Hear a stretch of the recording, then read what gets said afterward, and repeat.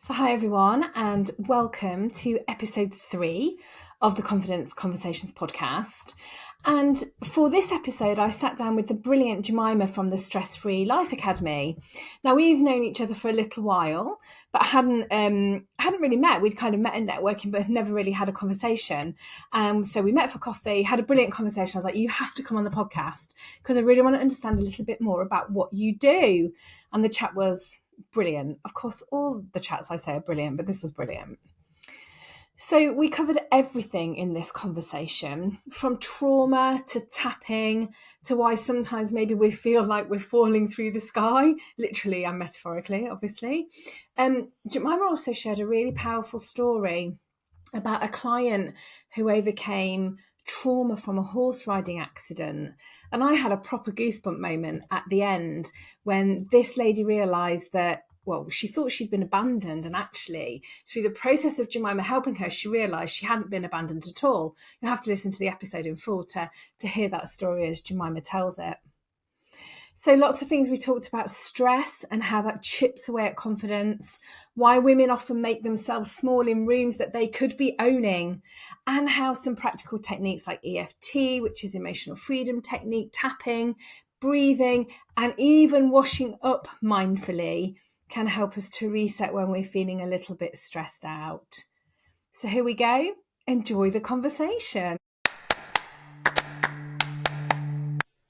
Hi everyone, and welcome to the next episode of the Confidence Conversations podcast. And today I'm excited to invite Jemima from the Stress Free Life Academy. I'm really excited about this conversation because you and I have probably known each other from networking for a good while, I would say. And it wasn't until 2 or 3 weeks ago that we actually sat down and had a coffee and a proper chat. And then, of course, the conversation went on, will you come on the podcast? Because I really want to talk about stress, burnout, and how it impacts confidence. So here you are. Welcome. Here I am. Timing's everything, isn't it? The universe. We put it Love out it. to the It's great universe. to be here. Thank you. Exactly. Yeah. Okay, so just before we go any further, just tell us a little bit about you. Yeah, thank you. Well, my name's Jemima and I'm a therapist and coach, and I work primarily with people resolving traumas from the past that are still impacting us in the present day. That's kind of the work that I do. I use really practical techniques. It's about helping people to have an effective change in the moment. So my kind of history, I had depression and anxiety for a long time, had a lot of counselling, which didn't change how I was responding. I was still having panic attacks. And then a friend of mine told me about EFT. And when I started using it, I could change how I felt. I could change my state. And it was suddenly like being given, I don't know, the cure for everything. That's where my journey to interrupt you. I'm really. Can you just explain what EFT stands for?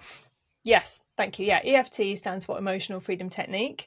It's also known as tapping. So it's a little bit like acupuncture without the needles. It's a process of tapping on the head and hands in specific points to clear blockages in the energy system and to allow you to release and move feelings, sensations, memories, thoughts, anything that's unpleasant. You can move it out of your system. It's processing, basically.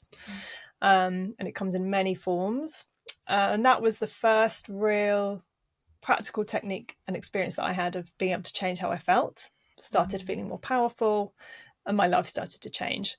I've learned lots of different techniques along the way, but that's essentially what I'm always doing, is trying to help people feel better. Great. And you've got a brilliant story. I hope you're able to share it, that we talked about your horse riding lady. Are you able to share that one? Absolutely. It was amazing. So I had a call from a client. She'd been recommended me by someone and she'd had an accident. She'd fallen off a horse and it was pretty bad. And she's a high level show jumper. And as she was, basically the horse kind of misstepped and she fell off. And as she knew she was going to land on her head. And all her thoughts and beliefs kind of came through. She didn't realise in the moment what had happened, but she went through this awful accident. She kind of fell, landed on her head, ended up sitting down on the ground, sort of not knowing whether she'd broken her neck or her back. She was in shock. And when I spoke to her, it was about a month later. She couldn't talk about the accident. without crying. She couldn't go through the experience with her husband or anyone who was there because she was so upset. She was still feeling the trauma. So we had this like 3 hour session, and we worked through the entire memory.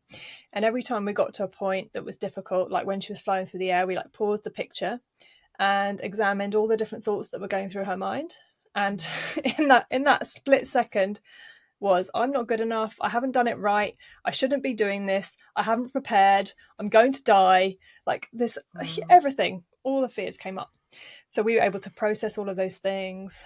And what was really amazing was at one point, after she'd been sitting down, she said, I don't know where my husband was, I think he was taking my horse back to the stable. So I was like, just bring him into the picture. So she brought him to sit behind her and just feel his support. So after we did the work, she then spoke to her husband, was able to talk through this memory with him. And she said, so when that time when you were taking the horse back, I actually brought you in and sat behind you. He said, well, that's where I was sitting. I was there the whole time. I had my hand on your back. And because she was in all of her stuff and in all the trauma, she didn't know he was there. But he actually was there. So, and for her, that was just incredible. She wasn't abandoned. She was supported. All the proof was there. It was amazing. So she needed one session to process all of that. And she's back jumping on the horse. Yeah. Brilliant. Yeah. The piece that gave me goosebumps when you told me that was the piece where she'd said, he'd gone off taking the horse back. But actually he was there all the time. And it just makes you think, doesn't it, what an incredible thing the mind is in terms of how we process things and how we recall things and how we remember them, particularly in trauma as well. Yeah. She had a belief that she's abandoned. Yeah. So she's like, well, he can't be here because people abandoned me. But actually, that wasn't the case. And that came up a couple of times, like when she was leaving for the hospital and things like that, and people couldn't come with her. That same belief popped up a few times. That's really interesting. Do you know how she believes about the abandon feeling now, or belief? Well, because it was disproved. Yeah. And she knows that he's not abandoning her. And really, those moments of abandonment are not about the other person abandoning you. It's about you abandoning yourself, feeling abandoned, because that was the reality of that moment. So that gives her a new perspective. And once you are aware of a belief or a negative pattern, that's the end of the pattern. It's not the beginning of it. Once you can see it, you're like, oh, okay, well, I'm not abandoned. Great. What am I? I'm connected. I'm loved. And so you're breaking that pattern of thinking as well, aren't you? In recalling that picture, you're almost breaking that pattern of belief as well. Absolutely. Yeah. Brilliant. Thank you for sharing that. I loved that story when you told me. So tell me then, my first question to you is, how do you define confidence? So for me, confidence is about clarity and knowing what you want and knowing that you can achieve it and do it. It doesn't necessarily mean that you're not afraid or that you have any insecurity, but it's about like feeling aligned, I think, knowing this is the right thing for me. So personally, I've had a lot of doubt is the thing that creeps in for me that undermines my confidence.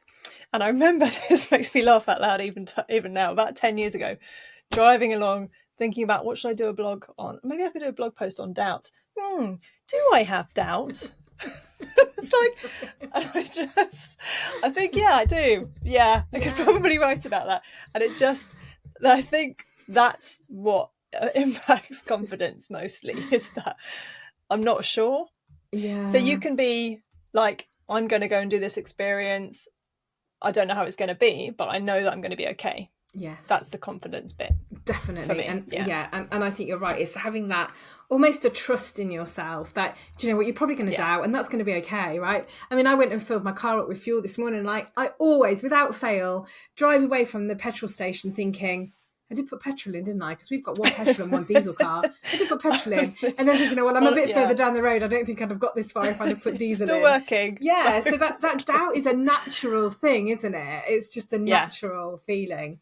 So that is important. I think it is, because actually I think sometimes, not too much of it, but I think sometimes it helps us to shape and question and challenge ourselves in a way, but there's a really fine line, isn't there, between when does it turn into that kind of negative self-talk that we'll come on to talk about. So in the same breath then, how do you define stress? So stress, the original definition of stress was in buildings. Right. Like that's the first time stress turned up as a term being used, is like pressures around like building bridges. Like, is the stress equal? You know, I think that's quite an interesting like point to look at, is like it's how the external or how these different pressures impact the structure. Wow. So stress, if your body was the structure, how does the stress impact how you stand, how you breathe, how you feel? Yeah. And if you think of a building being built or fixed, it has scaffolding, and that scaffolding and building need each other to stand up. So it's like you're saying, it's that balance between doubt and confidence, stress, support. Like, we need it to grow, but you can't do too much or you're going to collapse. You're going to fall down. I have never heard it described like that before. That's ridiculous, I know. But that just makes so much sense, doesn't it?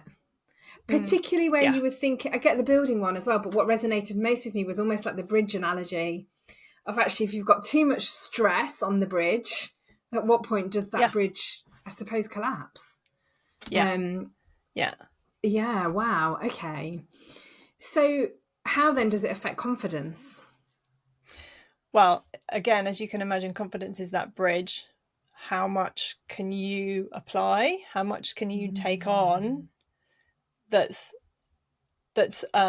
what's that? How would you say it?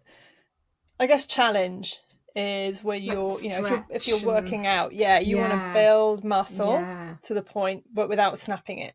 So something about that comfort zone, just moving out of the comfort zone into the learning zone, as it's called, and not falling off to going too fast. It's about that balance, I think, of stretch. We're meant to want things. We're meant to want more. We're meant to grow and expand, as otherwise we would never left the caves. Yeah. So where does the pressure come back? And for me, it's society, expectations, past experiences, beliefs, all of this internal stuff that's coming from our minds. Programming.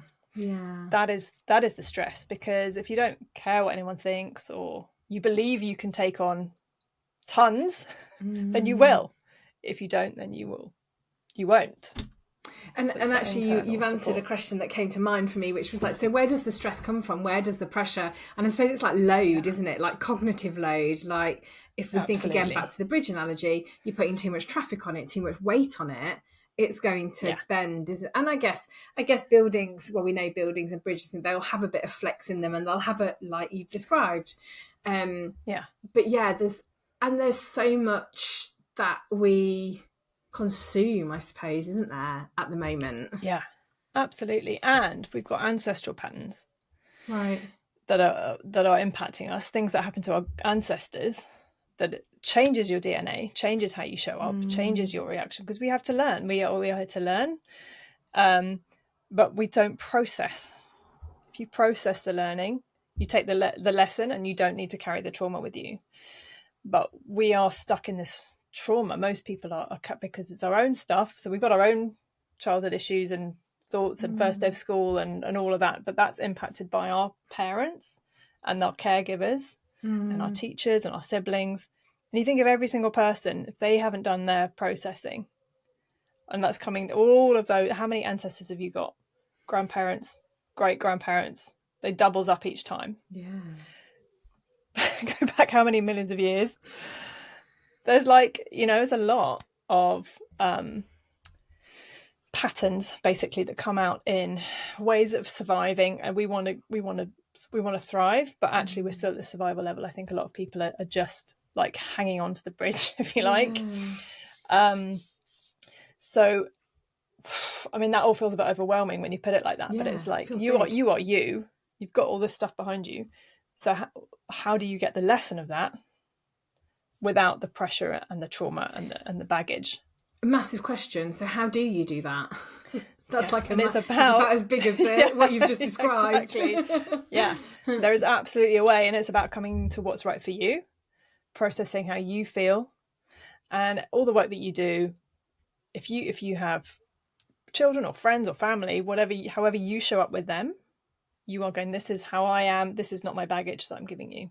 it's that kind of clean relationship, clean conversations. We project on each other all the time. So when you can start to recognize that and go, oh, this isn't them, this is me. Like everything is a mirror. So if you want to know what's going on in your head, just look at the people around you. They are showing you the bits that we can't see. So that's so interesting, because I went out to networking this morning, and I was chatting to someone about some networking that I think you were probably there actually, and it's a ladies only networking, and I enjoy it. I probably don't enjoy it, if I'm honest, as much as I enjoy the one where there are men there too. And everybody was doing their pitching, and we went round, and I was listening to the women in the room who, the majority of them made themselves small in that room. Yeah, I remember. So they were talking and saying, I run a marketing agency. Well, not really an agency, it's just me. We don't need to say that bit on the end. And I think we talked about this, didn't we? And it got to me, and of course I said, right, big pants challenge, ladies, please can we stop saying those things that make us small? Because men don't do that, right? Men don't do that. And I think some of that comes back to this, what you just said, is this piece about projection. And that actually, I think there's also I'm going a bit off tangent here, but there's also a bit of a perception that other women are judging other women. And that's not always true. Yes, it might be in some cases, because, we all have thoughts and opinions and views. But so what? Yeah, exactly. Yeah. But generally in that room, I was really surprised by the fact that it was all women, and yet we're all there and under the guise of we want to support each other, and we're all fabulous business women in the room, yet we're all making ourselves small. And it's fascinating, isn't it? Because we don't want to create challenge. We don't want to be ejected from the group. Yeah. On a survival level, we all need to fit in. So that's about, we don't want to be competitive, because actually it's inspiring, and actually you can be leading. But there was I think it was the marketing, where we've got quite a few different marketers, and it was like, well, they're not going to choose me because someone else is here doing it. That's, as you said, I'm so glad that you called it out. It was like, what is everyone doing? And the person stand after up and me, be proud. I think I was third from last to go, and I was like, oh, I'm done with this. And the lady next to me, I think, stood up and she looked at me and said, thank you, I'm now going to change my pitch. She said, I was going to say, I don't know why anybody would want to work with me. And I was like, well, and I thought to myself, oh my God, that's not even a pitch in itself. And then she changed it to say something along the lines of, I've got the most amazing job ever. But it wasn't until I'd said, look, we're all why are we doing this? I just don't, don't. And that's the problem. We don't know we're doing it, because some of it isn't ours. And some of it is about, how do I fit in? How am I liked? Like basically we're all 5 years old at the side of the playground going, please be my friend, please like me, please. And that's the underlying insecurity. If you rock up and you're confident, because there is a lot, we all judge. Everybody judges everybody all the time. Like if we didn't, we'd get run over every time we cross the road. We need judgment. There's nothing wrong with that. It's what you do with that and how you let it impact you that's the issue.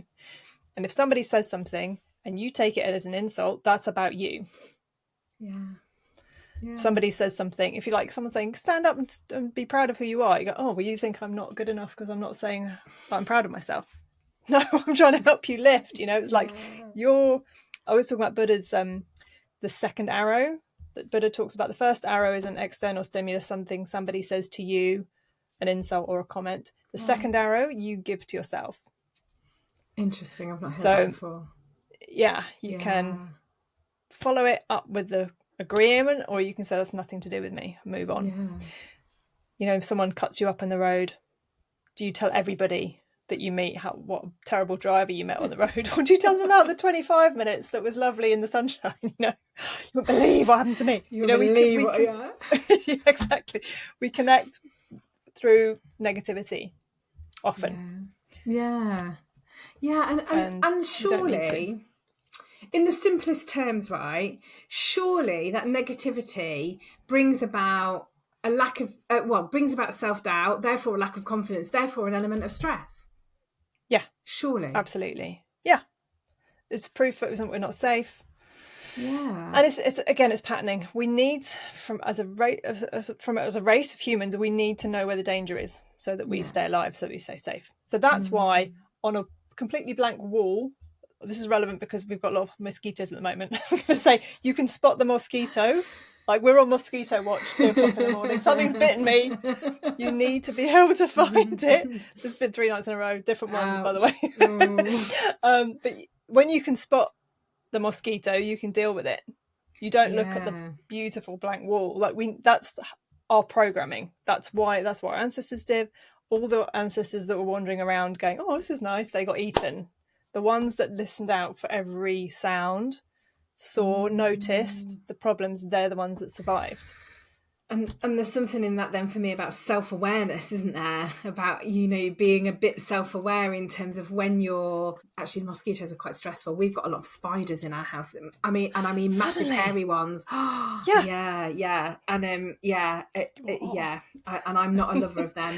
So that's contributing to my stress probably. Although I will say, my husband wasn't here the other day and there was one in the bedroom and I did have to get it. So I did have to pull my big pants up. But there was a lot of screaming and a lot shouting from me, not the spider. Not just your pants either, big astronaut suit. Yeah, exactly. It's awful. The long stick. Oh, terrible. Oh. But that is why. So when you understand why we have the stress and the why you have to search out and come back to the rest and digest, rest and relaxation, that's the opposite of the stress. Coming out of the stress and into rest and relaxation. That's where we want to put our focus. We want the stress to be tiny in comparison.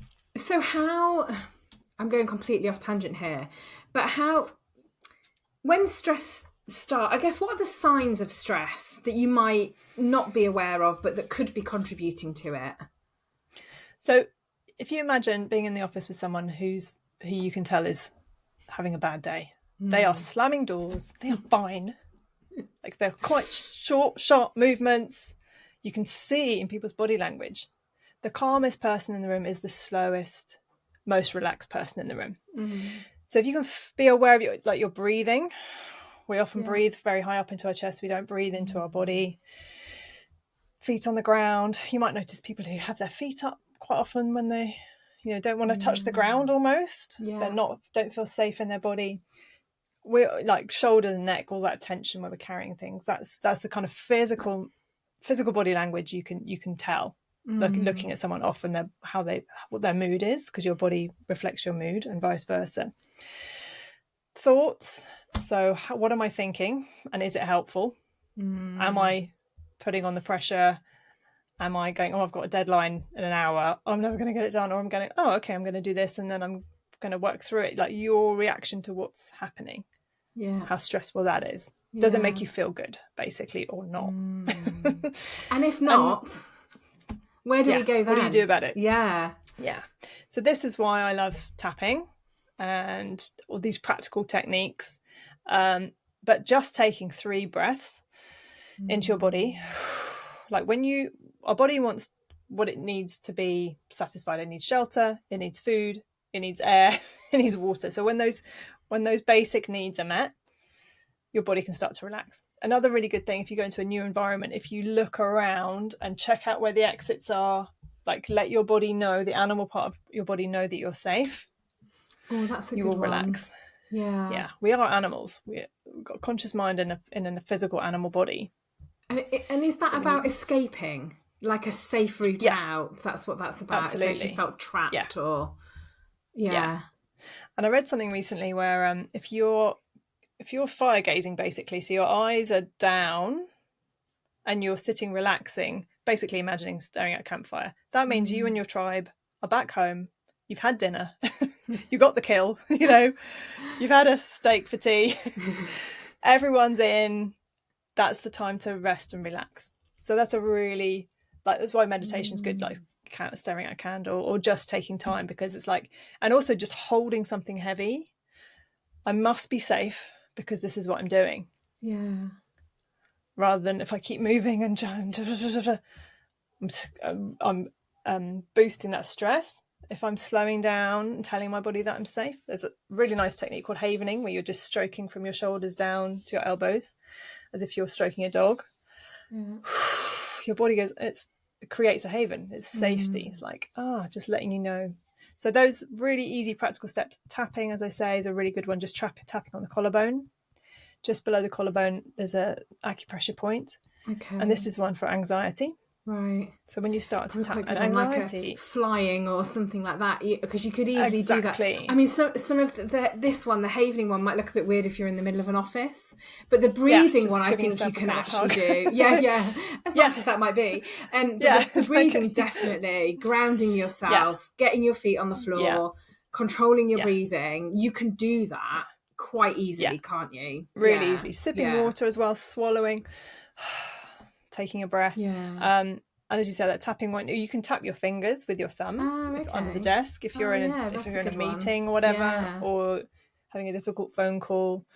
There are hundreds of ways to change your state and just start telling your body, I'm safe and I'm going to get this done. And I'm good enough and things are working out. Just noticing the language and shifting it up. How you mentioned earlier about kind of getting into that negative self-talk and of self-doubt. You started with self-doubt and then it went on. What's been your experience of that and how it contributes to stress then? Personally, it is this is what's really interesting. Like recently I went to a meeting with, I'm starting to work at Goodwood and helping out at the retreats there, and I was invited to meet all the other retreat members, the people who run the retreats. Really exciting. Can't wait. Nice. And I'm going there and I'm feeling excited about it. I'm looking forward to it, and I'm sitting there with all the people and there's no self-consciousness, and I feel equal and ready to share. Nice. Compare that to 3 or 4 years ago. I was driving to a networking meeting, literally as if someone was pushing my entire body back. I had so much resistance, so much fear. I wanted to go, but as it came to getting in the car and driving, I was just like, no part of me wanted to be there and do it. So that for me is the shift. Wanting to show up and doing what you want rather than all these fears and doubts and I don't want to, why did I sign up to this? And I don't even know why that resistance was there. It wasn't like a conscious, like I'm anxious about what I'm doing or who I'm seeing. There was just this general resistance to being there. And that's because of my tribal stuff and my past stuff and all those things. We have these patterns happen. But now I can go, oh, that's cool. And what another one? I used to be quite afraid of flying. Okay. Again, not really knowing why. I flew from New York I did the New York Marathon in 2012. And really cool. Went on my own. It was amazing. Loved it. I was so scared on the plane on the way back that I didn't even stand up for the entire flight. Because somewhere in my mind, I'm going to fall through the plane. Like this completely irrational, which I know is irrational and know is insane. But I couldn't stand up. And then last year flew to Cape Town, and not a shred of doubt, fear, nothing. And I've never worked on my fear of flying. Interesting. It's just been a byproduct of all the other work that I feel safe. Yeah. There's definitely those are the kind of practical things. Yeah, and this practical piece about telling yourself you're safe, and maybe that might not quite feel right for everybody, right? But maybe there is something in there, going back to the confidence piece of it'll be okay. Whatever happens, it will be okay. Whatever the outcome is, I trust myself that it will be okay.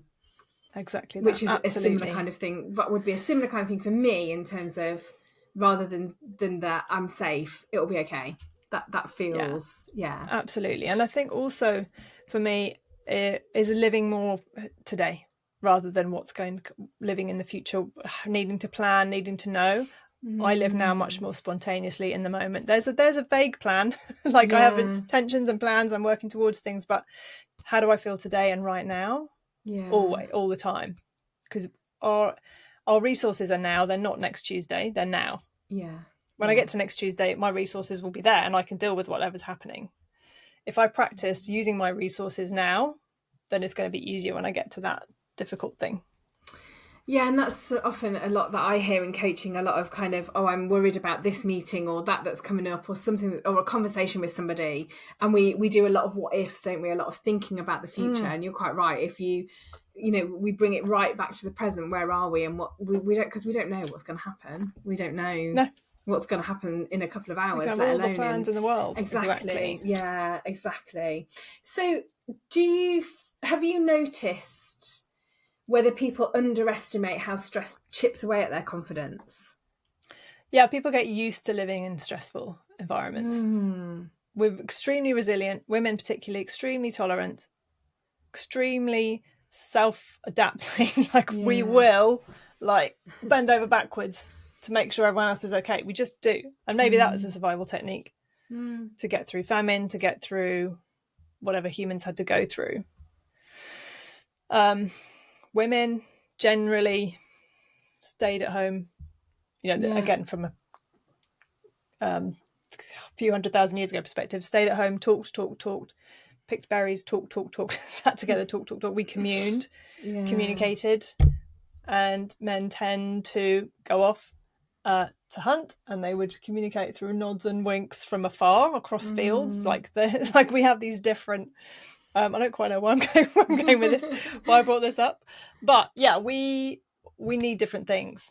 Yeah. So women need to talk about what's going on, but they also need to process rather than staying in it. So we can stay talking about this pressure that I'm under and not do anything about it, because we get stuck in the talking. Yeah. And men can walk off and go, it's all right, I'll just go over there. So if there's some kind of balance between how do I process and change, because I can carry this stressful thing, but it can be lighter, I can do it in a different way. Yeah. So how do you be strong and upright, if I'm using that analogy, rather than bending yourself around it? How do you grow with it? How do you hold it differently? And in terms of relationships, like if you have a problem, it's like, rather than this problem being between you, it's like, how do we both look at this problem from a different angle, so that it's not in between us, it's in front of us. And that could be true of your own stress. How do I deal with this stress? It's not a burden, it's a step up. How do I step over it? How do I resolve it? And it's always about the emotion. How does it make you feel, really? Okay. So how do you reset your own mindset then after a really tough day or a confidence knockback? What do you do? I walk, I tap, I journal. Sometimes it's just sitting and breathing and going, that was exhausting. Sometimes in the moment you just switch off, that's good to do, like the old fire gazing. Sometimes I will sit down and work through it, but usually that's better a couple of days later when you've got the different perspective and go, okay, what was that about? Often it's a couple of, you have kind of blocks of time, 2 or 3 days that are kind of tricky, and then the next week you might look back and go, okay, what was all that about? What was my feeling in that? Because when you're too close to it, you can get it sometimes, but really you don't want to add to the pressure going, well, what's my deep learning about this moment? It's like, survival, get through is your deep learning for right now. When you're back at the cave and you can look back and process it, oh, what was in that for me? That's really interesting. How could I have done that differently? Kind of stepping away, because I know sometimes in the moment stepping away, maybe going out for a walk can be really productive, can't it, as well? But you're right, sometimes it's after, when you're out of it and you've stopped stressing about it, stopped processing it, then it's afterwards that you can look back and take that learning. Okay. One of the most exciting things that my clients say to me is like, I don't really have anything to work on this week. I'm like, yes. We are getting to it. You feel good, you feel strong, you feel clear. We can really hit the deep, painful parts when you're feeling that good. Interesting. So, well, I was going to ask you about a bit about burnout and kind of at what point does stress become burnout? Well, let's look at that bridge. It's, how many vehicles do you put on that, or rocks? You can feel the strain, it's coming. What do? Do you get reinforcements? Do you take things off? You'll know it in your body. It's often as well, people will go, oh, hang on until my holiday, and then they're ill for the holiday, because as soon as they stop, their body goes, oh great, and like everything they've been holding out comes rushing in. And often it's like being thirsty. By the time you're thirsty, you're already dehydrated. Right, yeah, of course, yeah. You want to keep on top of it before you get there. But, you know, if you want to do self-care to the extent that we need it, probably it's a full-time job. Where do you fit your job in and look after everyone else? You know, you've got to hum and pray and meditate and journal and talk to this and do the like, how do you fit that into your everyday? You just take moments. End of the day, how was today? How do I feel in the morning? What do I want for this day? You know, you can put all of that stuff down at any time and just take a breath, go for a walk, go, I want to feel a little bit better tomorrow than I do today. It's not about 100%, it's 1% change. Yeah, and I think that's a really good practical step, isn't it? That actually you're quite right. So we've got, if we take our bridge analogy, on one side we've got the stress, right? And on the other side we've got, must do this for self-care, we must look after ourselves, we must do this, we must eat properly, we must drink enough, we must journal, we must, and all of that pressure. So you're right. How it's about looking at it and going, right, do you know what? I've got an hour now for a walk, or I've got 20 minutes to walk around the block. It doesn't have to be an hour, does it? It could just be, I've got 10 minutes now just to go and sit in the quiet and listen to my breathing. Really simple stuff, or, I think. I'm doing the washing up and I'm going to do it in a really mindful way. Yeah. I'm going to enjoy cooking dinner for everybody. Yeah. Rather than be stressed about it. Yeah. I'm going to, whatever I'm doing, I'm going to feel better about it. Yeah. Because then you don't have to find time. Yeah, exactly. Then the time will come.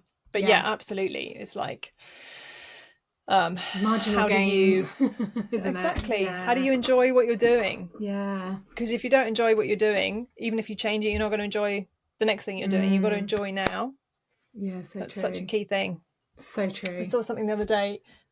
The mirror can't reflect a smile until you smile at it first. Something like that. I was like, that's so true. Lovely. Yeah, so true. So just start smiling. Brilliant. So look, new for this series, I've called them quick fire confidence questions. I'm not sure how quick fire they're going to be, but let's see how quick fire they can be. And I'm going to do doing all these with all the guests. So my first question is, when was the last time you felt confident? Kind of what were you doing? Who were you with? Where were you? So it's actually that memory I just described just last week going to the talk. Someone said to me, how are you going to be teaching your EFT? And I just described what I'm going to be doing. And everybody just went, oh, wow, that sounds amazing. That sounds great. They really got it.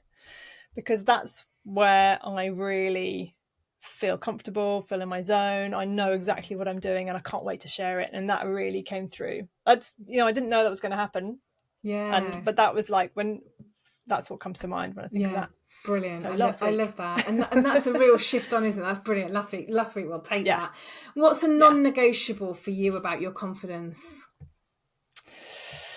It's really about acknowledging where I am and where I'm at, and not doing my best to not judge myself or worry about it, and try and be curious rather than judgmental about why am I feeling like this? Yeah, brilliant. And so one piece of advice you'd give our listeners to turn their self-doubt into confident action? Smile. I'm going to say smile. Yeah. Just choose something else. Have an intention of, I want to feel better. Yeah. Because once you've made the choice, it doesn't matter what the action is that you follow up with.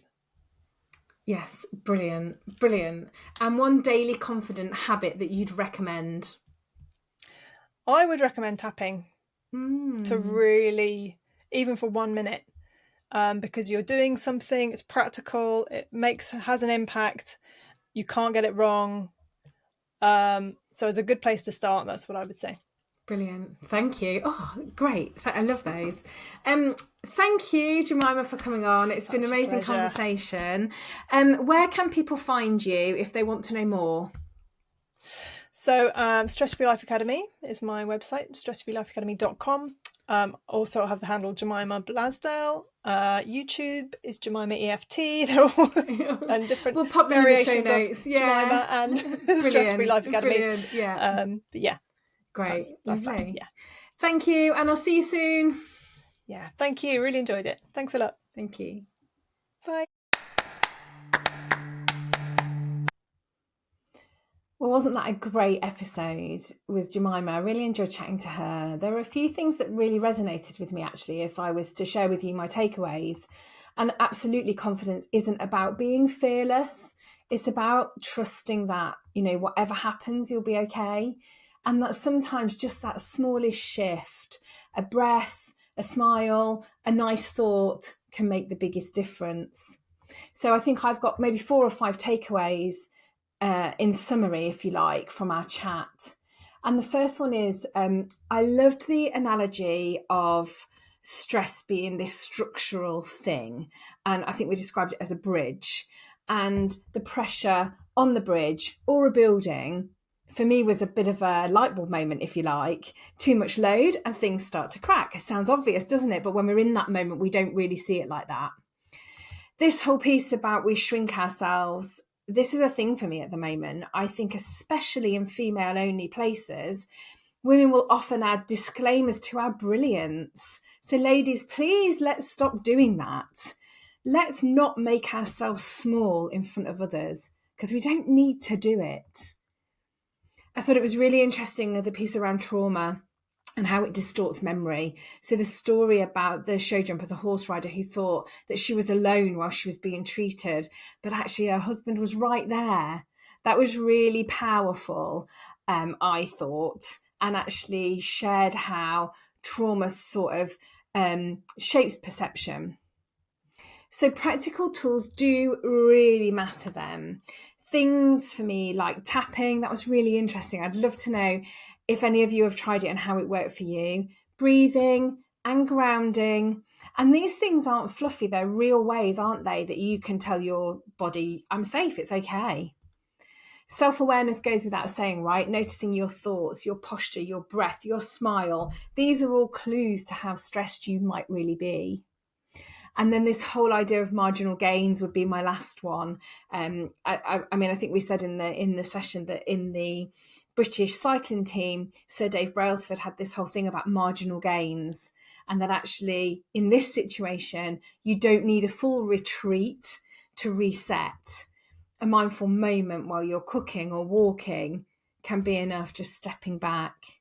So thanks for listening. If you enjoyed the podcast, give us a subscribe or drop me a message. I'd love to know what your thoughts were on the episode or any episodes that you'd listened to. And thanks to Jemima for being a fabulous guest. We'll see you next time on the Confidence Conversations podcast.